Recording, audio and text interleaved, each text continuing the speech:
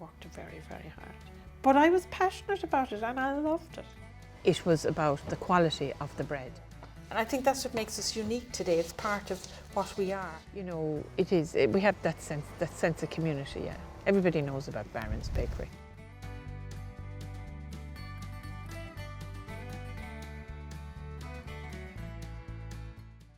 The history of the bakery is that we are a very, very small family-run bakery with 4 generations in the village of Capperquin in West Waterford, Ireland.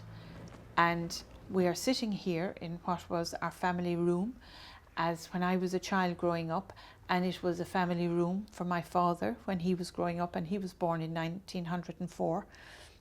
And it was a family room for the generations before that. The ovens are there just under 100 years, really. They're not there 100 years.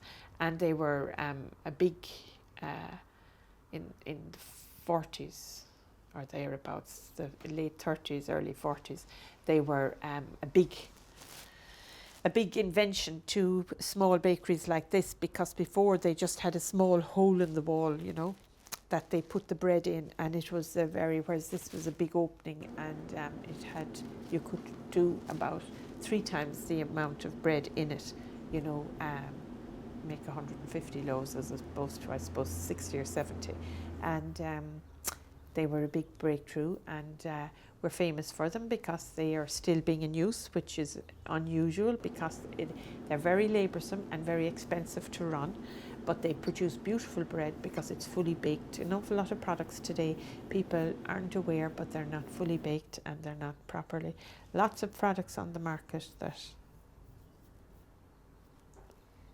that aren't. But, you know, we're very proud that our bread is very well baked, and it's unique in that sense that it has a unique taste and flavour in its crust. And we put it down to our ovens as well. And back in the early 80s, people weren't able to differentiate between good bread and real bread and processed bread. So it affected an awful lot of small bakeries. Small bakeries, because the purchasing power of bread went into the supermarket, and they weren't able to survive. So small family businesses like ours all closed in the late 70s, early 80s, because of a whole change in culture about bread. And it was brought on by people who were into making money as opposed to making bread. So it was like we had this speed thing, you know, it's organic as opposed to just rush things up, and they're losing all the flavour, all the nourishment that keep people healthy, which is the most important thing in our lives. And this is the wonderful thing about the farmers market. It is the comeback to the community, because when you come to the farmers market, they're not rushing. It's a different environment to shopping than anywhere else, and they're supporting the local people who they know live out the road, or a farmer who's growing some vegetables, or a man who has lovely free-range eggs, and they make beautiful things. So people come to support it because they're leaving their money in the area of within their own community, and that's a great thing. So you're not in it for making the money.